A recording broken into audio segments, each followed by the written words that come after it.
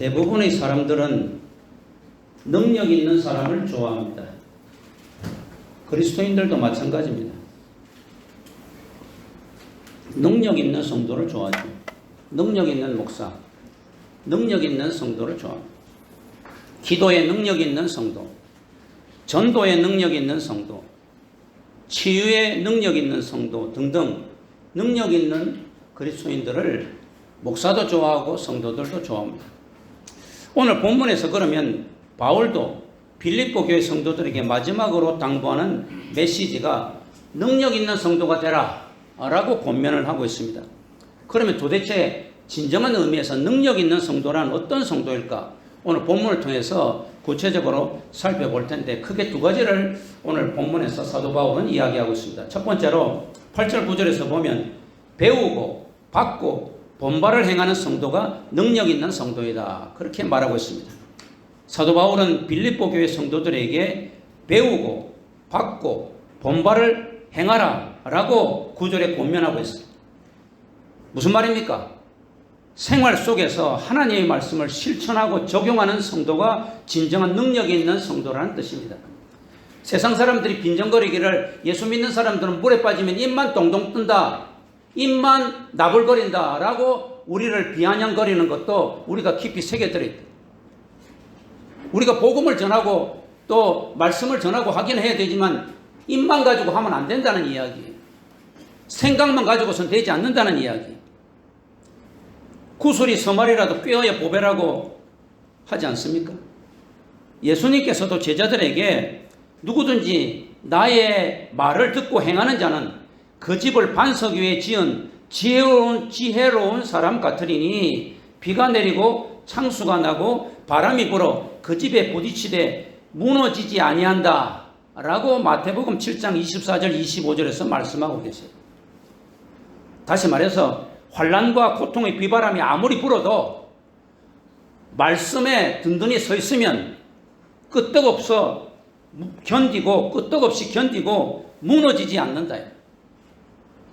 아무리 세상에 환난과 비바람과 역경과 어려움이 있을지라도 세상에 유혹이 있을지라도 말씀에 반석 위에 든든하게 집을 지은 사람은 그 환난과 역경과 유혹에 무너지거나 넘어지지 않는단 말이에요. 코로나가 1년 아니라 2년, 3년 계속되고 많은 사람이 죽어나간다고 할지라도 거기에 무너지고 넘어지지 않는다는 이야기. 그게 능력 있는 성도라는 거예요.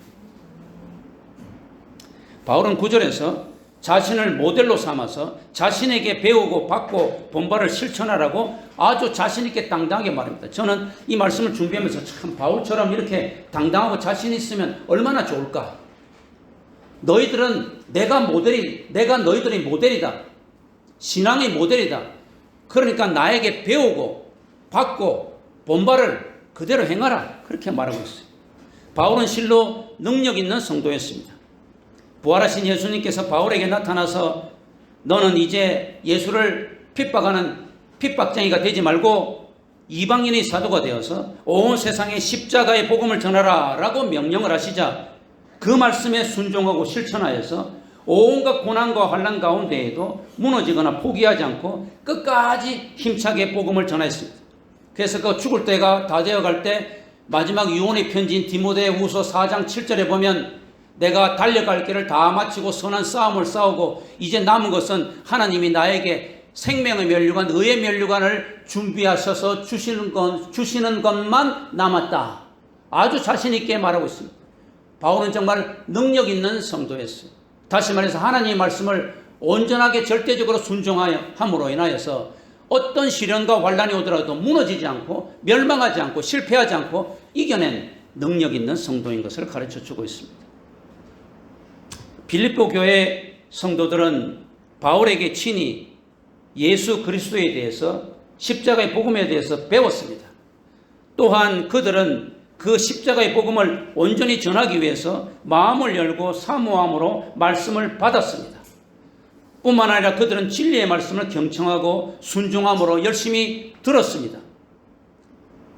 그리고 바울이 어떻게 복음을 위해서 수고하고 순종하고 헌신하였는지를 보았습니다.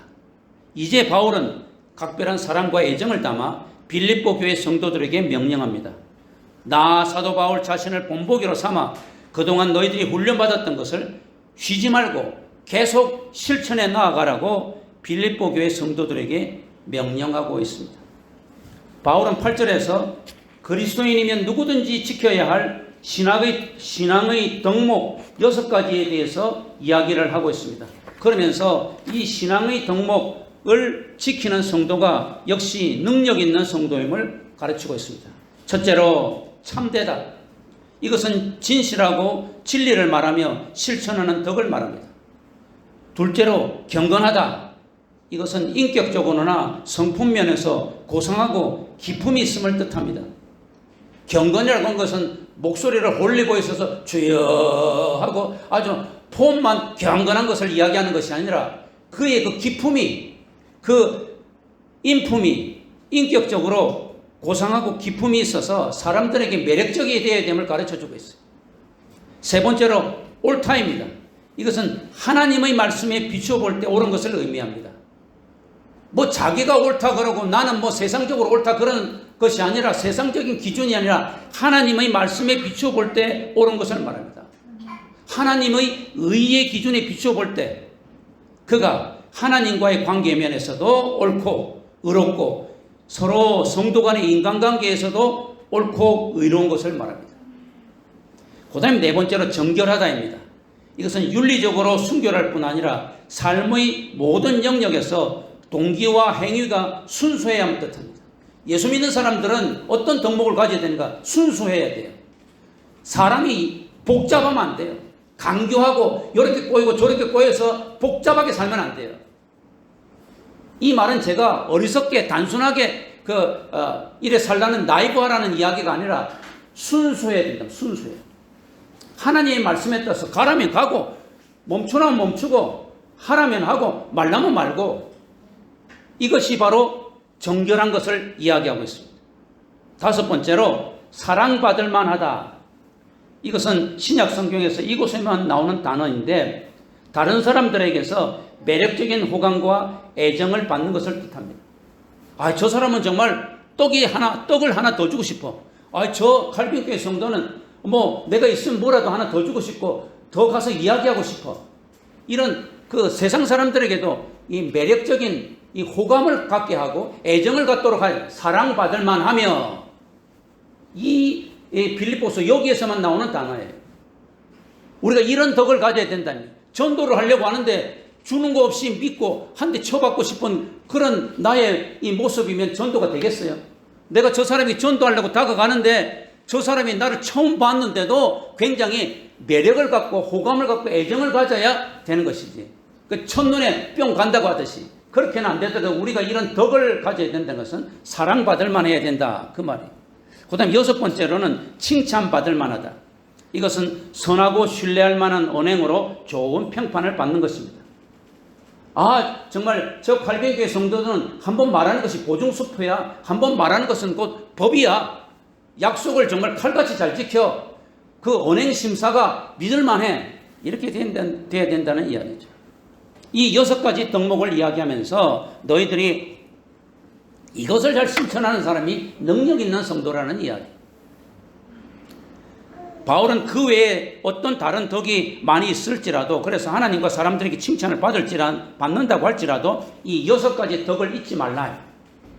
참되고 경건하고 옳고 정결하고 사랑받을 만하고 칭찬받을 만한 이 여섯 가지 덕을 실천하려고 꾸준히 애쓰고 힘쓰는 그 자가 능력 있는 성도임을 가르쳐주고 있습니다.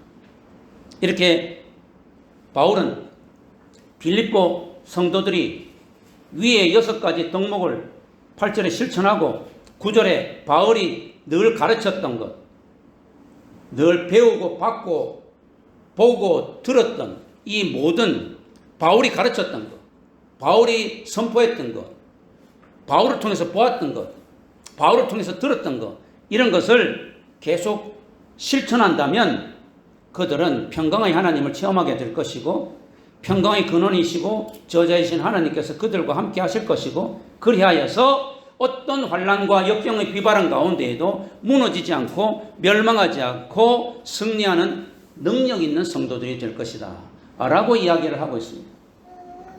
그 다음에 두 번째로 10절에서 13절에 보면 주님 안에서 모든 것을 할 수 있는 성도임을 가르치고 있습니다. 능력 있는 성도는 주님 안에서 모든 것을 할 수 있는 성도입니다. 이 모든 것을 한다는 것은 만능을 의미하지 않습니다. 팔방미인을 의미하지 않습니다. 요즘도 그런지 모르지만 식당에 보면 예수 믿는 식당이라는 걸 표시를 내기는 내는데 거기 보면 내게 능력 주시는 자 안에서 내가 모든 것을 할 수 있느니라. 식당에 그게 제일 많이 붙어 있더라고요. 아마 이걸 통해서 장사가 엄청 잘 되게 하려고 하는지는 몰라도 안 붙어 있는 것보단 나은데, 그런데 여기에서 사도 바울이 이야기하는 주님 안에서 모든 것을 할 수 있다 그럴 때 그 모든 것을 한다는 것은 모든 것을 내가 예수만 믿기만 하면, 예수님 안에 있기만 하면 만능으로 하고 팔방미인이 된다는 이야기가 아닙니다. 여기서 바울이 빌립보 교회 성도들에게 모든 것을 할 수 있는 성도라고 강조한 것은 크게 두 가지를 잘할 수 있는 성도인 것을 가르치고 있습니다. 첫 번째로 10절에 12절에 보면 일체의 비결을 배운 성도이라. 그런 면에서 모든 것을 할 수 있다는 이야기.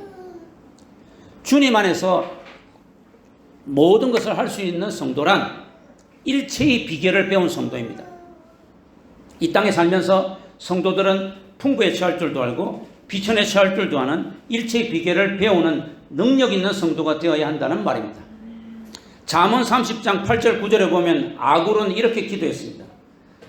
하나님, 나를 가난하게도 마옵시고 부하게도 마옵시고 오직 필요한 양식으로 나를 먹이소서.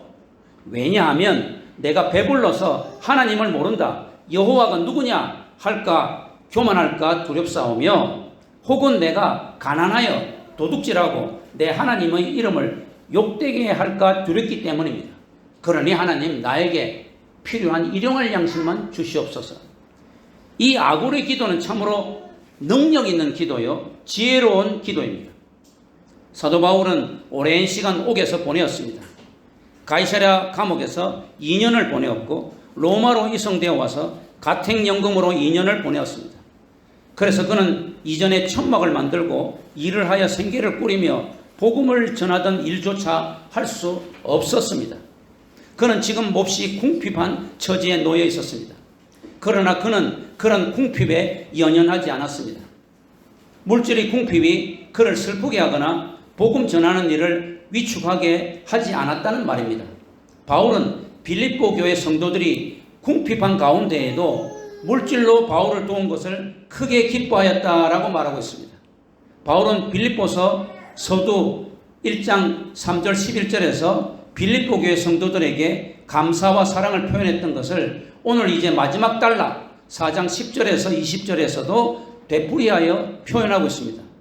빌립보 교회 성도들이 후원하고 헌신한 것에 대해서 바울이 고마움을 전하는 것인데, 이것은 빌립보서를 바울이 기록한 중요한 목적 중의 하나입니다.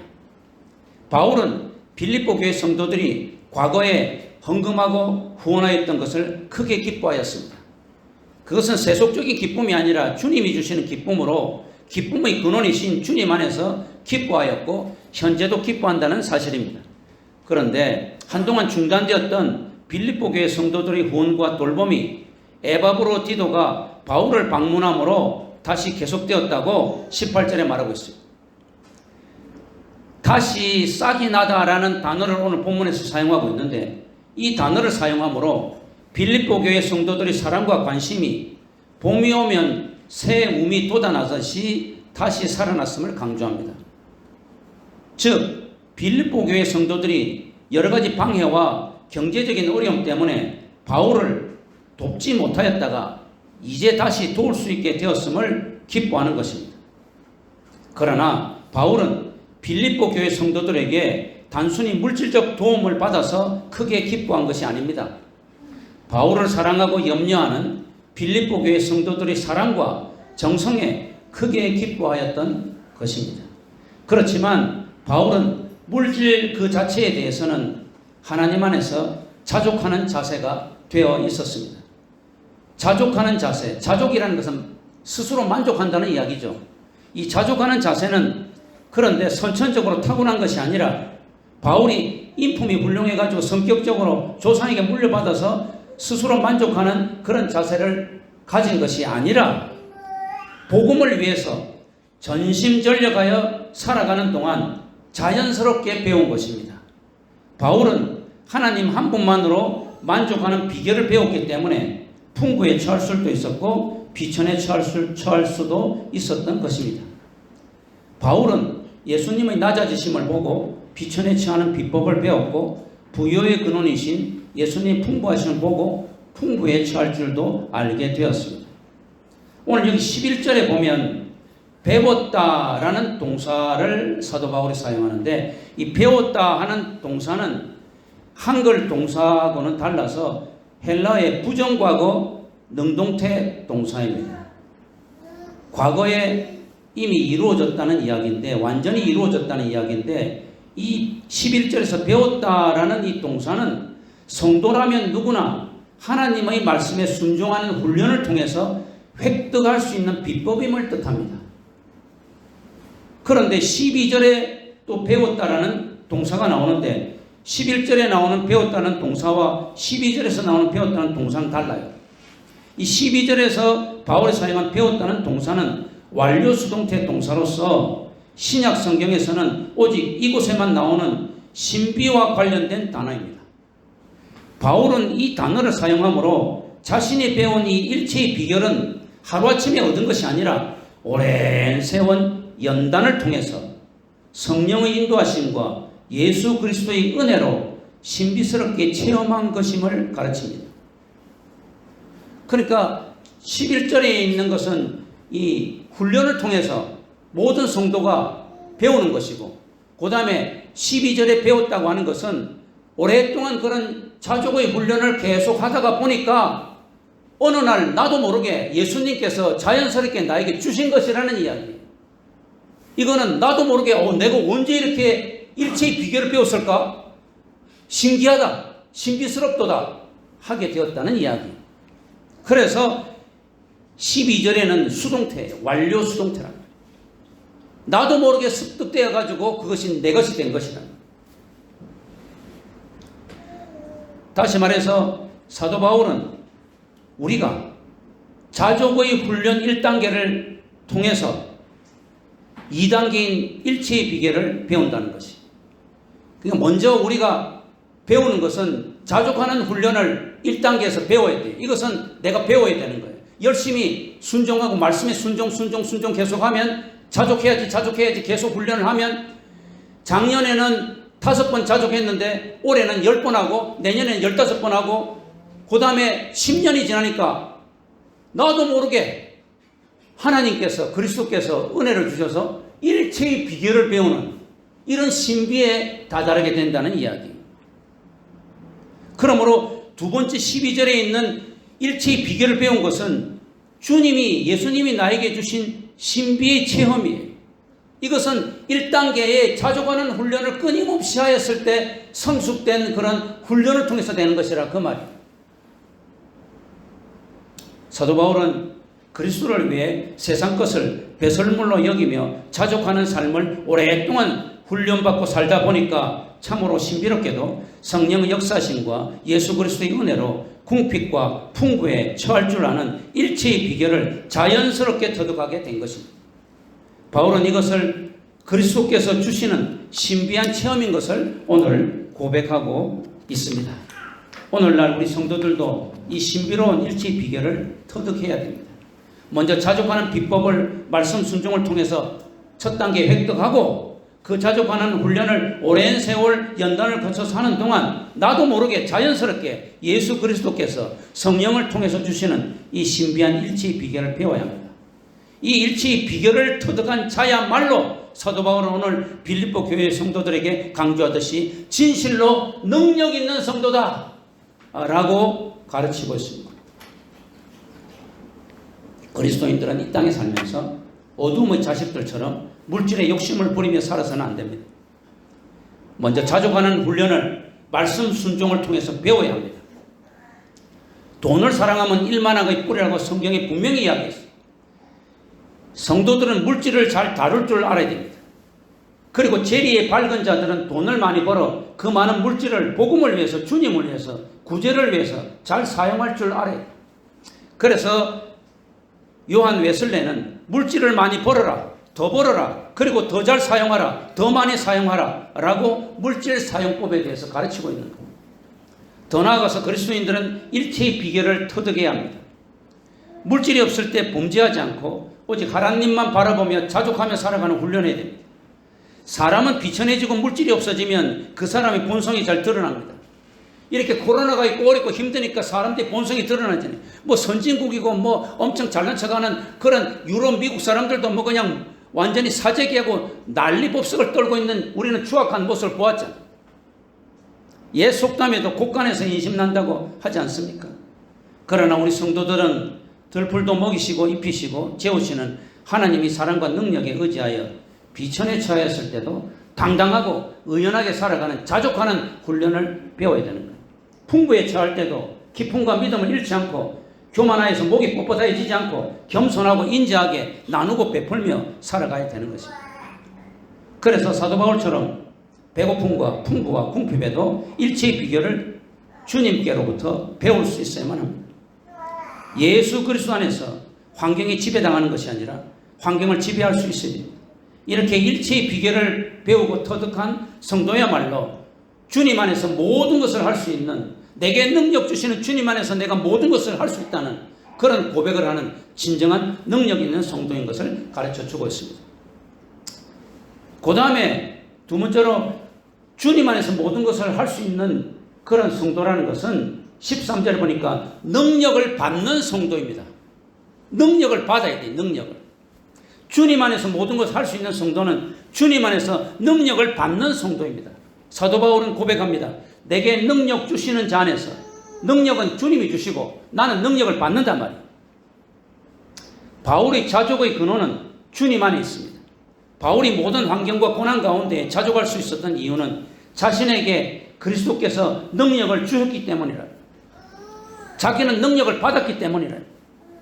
바울이 일체의 비결을 배워서 배부름과 배고픔과 풍부와 궁핍에 처할 줄 아는 이유도 오직 예수님께서 능력을 주셨기 때문이고 자기는 능력을 받았기 때문이라. 여기서 바울이 능력 주시는 이라는 단어를 사용한 것은 바울에게 능력을 주시는 분은 오직 그리스도이시고 그 그리스도는 과거에도 주셨지만 지금도 중단 없이 현재 계속적으로 주고 계시고 앞으로도 계속 주실 것이라는 그런 이야기입니다. 내게 능력 주시는 이 말은 과거와 현재와 미래에 모두가 다 나에게 능력을 주시는 분은 그리스도고 나는 능력을 받는 자라는 이야기입니다. 그런데 바울이 모든 것을 할 수 있다라고 말한 것은 그가 초월적인 능력을 부여받아서 그 어떤 것도 다 할 수 있다는 뜻이 아닙니다. 여기서 모든 것을 할 수 있다는 말은 어떤 환난과 역경 가운데에도 예수님이 주시는 능력으로 이겨나갈 수 있다는 의미입니다. 할 수 있느니라 하는 이 동사는 일반적인 현재라는 말입니다. 일반적인 현재라는 것은 뭔가 하면 과거에도 현재고 지금도 현재고 미래도 현재라는 말이에요. 할 수 있다는 것은 과거에도 할 수 있었고 현재도 할 수 있고 미래도 할 수 있다는 일반적인 현재를 말합니다. 바울은 이 용어를 사용함으로 예수 그리스도 안에서 어떤 고난과 역경이 닥쳐와도 성도들은 기쁨과 감사함으로 과거에도 할 수 있었고 현재에도 할 수 있고 미래에도 할 수 있다는 것을 고백하고 있는 거예요. 과거에도 역경이 있었을 때 주님이 주시는 능력으로 이겨나갔고 현재에도 주님이 주시는 그런 능력으로 이겨나가고 있고 미래에도 주님이 주시는 그런 능력으로 이겨나갈 것이라는 것을 고백하는 거예요.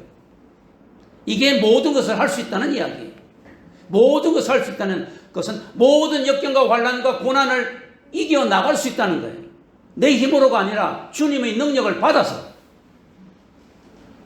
사랑하는 성도 여러분, 저와 여러분도 이런 능력을 받아야 돼요.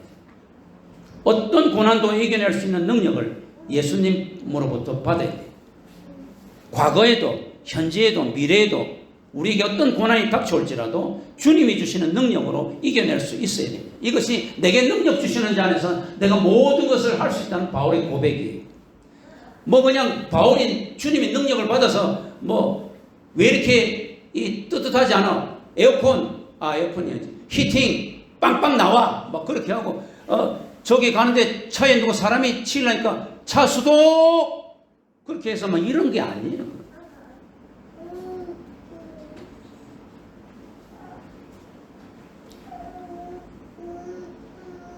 우리가 진정한 능력 있는 성도가 되려면 과거에는 이겨내었는데 현재는 이겨내지 못한다든지 현재까지는 이겨냈는데 미래에는 이겨낼 자신이 없어서는 안 됩니다. 오직 내게 능력 주시는 예수님 안에서 항상 이겨낼 수 있어야 됩니다. 이 성도가 진정 능력 있는 성도라요. 바울은 빌립보 교회 성도들에게 너희들이 이런 능력 있는 성도가 되라는 말입니다. 근데 바울이 본문 13절에서 말하는 내게 능력 주시는 자 안에서 내가 모든 것을 할 수 있다는 고백을 잘못 이해하여 그릇되게 해석하고 가르치는 자들이 있습니다. 즉 그리스도인들은 예수님 안에서 무엇이나 할 수 있다라고 생각하고 행동하는 것입니다. 이것은 잘못된 해석입니다. 예수님을 믿고 의지한다고 해서 모든 것을 다 할 수 있는 것은 아닙니다. 예수님을 믿어도 인간으로서 할 수 없는 일들이 당연히 있습니다. 왜냐하면 인간은 유한한 존재여 연약한 존재이기 때문입니다. 허물과 약점과 실수투성이 질그릇과 같이 깨어지기 쉬운 존재이기 때문입니다. 주님 안에 있는 자들도 암에 걸릴 수 있습니다. 질병으로 고통당하며 심지어 죽을 수도 있습니다. 그렇게 열심히 기도했는데도 하나님이 들어주시지 않으실 때도 있습니다. 불의의 사고를 당하여서 크게 다칠 수도 있고 죽을 수도 있습니다. 사업을 하다가 망할 수도 있고 입시에 실패할 수도 있습니다. 인간관계 곤욕을 치르고 배신을 당할 수도 있습니다. 예수님을 믿는다고 모든 일이 자신이 원하는 대로 만사형통하게 되는 것은 아닙니다. 자신의 생각과 계획과 뜻대로 되는 것이 아닙니다. 하나님께서 우리가 생각하고 원하는 대로 다 이루어 주시는 것도 아닙니다. 하나님을 믿는 것이 도깨비 방망이를 소유한 것이 아니라는 말입니다. 오히려 하나님께서는 자신의 계획과 섭리대로 우리 성도들을 빚어가시고 연단하시고 사용하시는 것입니다. 그러므로 주님 안에서 모든 것을 할 수 있는 능력은 주님이 나라를 확장하고 주님이 뜻을 행하면서 당하는 환난과 어려움을 극복하고 이겨나가는 능력을 말합니다. 이것은 연약한 인간의 힘과 결심만으로 되는 것이 아닙니다. 오직 주님이 위로부터 주셔야 됩니다. 그 주님의 능력을 우리가 받아야 이겨나갈 수 있고 인내할 수 있는 것입니다. 사람의 인내는 한계가 있습니다. 우리가 코로나를 견딜 힘도 한계가 있습니다. 오직 주님이 우리에게 이겨나갈 힘, 인내할 힘을 주셔야 끝까지 견딜 수 있고 승리할 수가 있습니다. 어떤 형편과 처지에서도 세속에 물들지 않고 견딜 수 있는 힘과 능력을 주님이 주셔야 감당할 수가 있는 것입니다. 바울은 주님이 자신에게 주님의 능력을 부어주셔서 복음 전하며 당하는 무수한 고난과 역경을 극복하게 하심을 잘 알고 있었습니다. 그러므로 그는 주님 안에서 자신에게 주어진 모든 환경과 고난을 겸허히 그리고 기쁜 마음으로 받아들일 수 있었던 것입니다. 바울은 성교하면서 또한 살아가면서 당하는 모든 환난이 하나님의 섭리와 계획 가운데 벌어지는 것이라는 것을 잘 알고 있었습니다. 그리고 그 환난을 이길 수 있는 능력은 오직 주님이 주시고 나는 그 능력을 받아야만 승리할 수 있다는 사실을 잘 알았습니다. 그래서 자신에게 복음을 전하다 닥친 모든 환난과 역경을 그는 담대하게 기쁨과 감사함으로 받아들일 수가 있었던 것입니다. 말씀을 맺겠습니다. 사랑하는 성도 여러분, 2021년 새해가 밝아왔습니다. 능력 있는 성도가 되고 싶지 않습니까? 오늘 바울은 빌립보 교회 성도들에게 능력 있는 성도란 딴 것이 아니다. 말씀을 생활에 적용하고 실천하는 것이다. 말씀을 배우고 받고 본받을 삶의 현장 속에서 실천하여 보라. 능력 있는 성도가 될 것이다. 말씀하고 있습니다. 두 번째로 능력 있는 성도가 되고 싶으냐? 자족하는 훈련을 해보라. 어떤 환경과 여건 가운데서도 만족하는 그런 훈련을 말씀 순종을 통해서 해보라. 말씀에 순종하여 자족하는 훈련을 오랫동안 하면 그 비법을 배우게 될 뿐 아니라 그 훈련의 기간이 오래 지나면 나도 모르는 사이에 성령의 역사하심으로 예수님께서 일체의 비결을 터득하게 하시고 자연스럽게 내 몸에 배이게 하실 것이라는 거예요. 그렇게 되었을 때 주님 안에서 모든 것을 할 수 있는 능력 있는 성도가 될 것이다. 예수님께 능력을 받아서 어떤 역경과 환난 가운데에도 무너지거나 멸망하지 않고 승리할 수 있을 것이라는 이야기입니다. 이것은 참으로 신비의 체험이요 신비의 세계입니다. 제가 뭐 간증을 안 하더라도 그 루마니아의 그 어느 목사님 이름이 지금 생각이 안 나는데 그 목사님은 렘브란트 화가고 범브란트 목사는 감옥에서 그렇게 고난을 받고 어려움을 받는데도 정말 신비한 체험을 날마다 한 것을 우리가 알고 있지 않습니까? 이것은 거짓말이 아니잖아요. 그가 그 루마니아의 그 감옥에서 그렇게 오랫동안 있으면서도 그 신비한 체험을 한 것은 오랫동안 자족하는 생활을 훈련을 하면서 하나님 말씀을 통해서 일체의 비결을 그가 배우니까 주님께서 신비스럽게 그 역경을 다 이겨나갈 수 있는 것을 터득하게 하신 거예요. 범브란트뿐만 아니라 많은 그런 그 사람들이 고난과 역경의 감옥 속에서 어려운 가운데에서도 다 이겨냈잖아요. 신사참배를 반대하다가 감옥에서 고통을 받았던 그 한상동 목사님은 그 손톱을 빼고 이 손톱 여기 안에 그 바늘로 찔러가지고 너무 힘들어서 하나님 내가 이러면 예수를 배신할 수밖에 없으니까 이 고문을 할 때 하나님 아프지 않도록 해달라고 기도했더니 정말 손톱 뽑고 바늘로 여기를 계속 찌는데 하나도 아프지 않더라.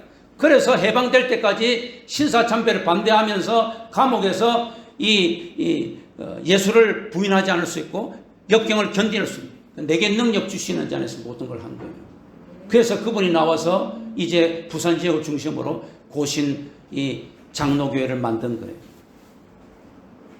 이건 신비한 체험이에요. 이거는 체험해보지 않은 사람은 몰라요.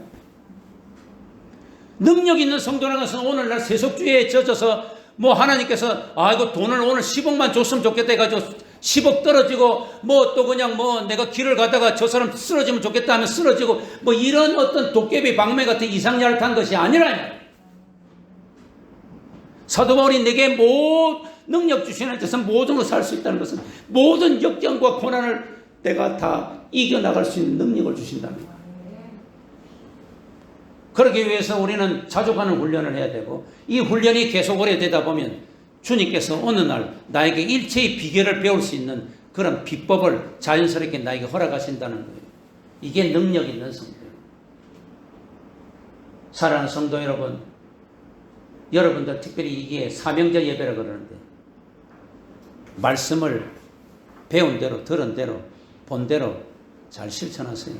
입으로만 사람들 앞에 가르친다고 하지 말고 뿐만 아니라 정말로 일체의 비결을 배워야 돼요. 주님이 주십니다. 그러기 위해서는 먼저 1단계로 자족하는 훈련을 말씀 순종을 통해서 배워야 됩니다. 그랬을 때 하나님께서 여러분에게 능력을 주셔서 정말로 사도 바울처럼 인생을 다 끝냈을 때 나는 달려갈 길을 다 마쳤다. 선한 싸움을 다 싸웠다. 주님이 나에게 능력 주셔서 모든 환난과 역경을 다 극복하고 주님이 명하신 선한 싸움을 다 싸우고 달려갈 길을 마쳤다. 이제 나에게 남은 것은 하나님이 나에게 상급 주시는 것이다. 능력 있는 성도죠. 이런 귀한 능력 있는 성도가 되기를 바랍니다. 정말로 종말로 치닫고 있는 이 환난 날에 이런 능력을 주님께 부여받아서 능력 있는 신앙생활하며 승리의 삶을 살기를 주 예수의 이름으로 축원합니다.